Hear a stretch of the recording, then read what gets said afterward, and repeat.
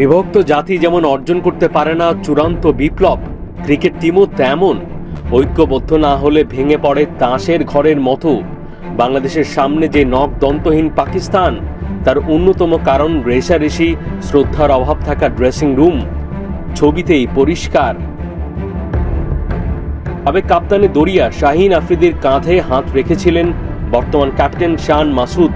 শাহিন হয়তো বেমালুম ভুলে গেছেন, ইন্টারন্যাশনাল সার্কিটে কখনো ঘুম দেয় না ক্যামেরার চোখ।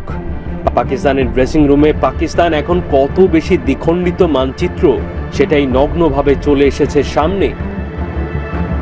সাবেক অধিনায়ক শাহিন আফ্রিদির একটা গ্রুপ, আরেকটা ক্যাপ্টেন বাবর আজমের। বর্তমান টেস্ট কাপ্তান শান মাসুদের আছে ভিন্ন একটা গ্রুপ। কয়েক ভাগে বিভক্ত চাঁদ তারার ড্রেসিং রুম। বড় বড় পাক গণমাধ্যমের ইনসাইড স্টোরি এমন। তবে গ্রুপিং এর দিকে সবচেয়ে অ্যাক্টিভ নাকি শহীদ আফ্রিদির মেয়ে জামাই শাহিন আফ্রিদি। গেল টি-20 বিশ্বকাপে তার বিপক্ষে দলের ভেতর গুটি চালার রিপোর্ট সরাসরি দিয়েছিলেন গ্যারি কাস্টেনের মতো বিশ্বজয়ী কোচ। কোন স্পিনার ছাড়া উপমহাদেশের টেস্ট একাদশ সাজানো আত্মঘাতী হতে পারে, এমন একটা আলোচনা ছিল রাওয়ালপিন্ডি টেস্টের আগে। বিশ্লেষণমূলক রিপোর্ট হয়েছিল খেলা যোগেও। ম্যাচ শেষে অস্ট্রেলিয়ান কোচ জেসন গিলেস্পির সাথে বাদানুবাদে জড়াতে দেখা গেছে শান মাসুদকে।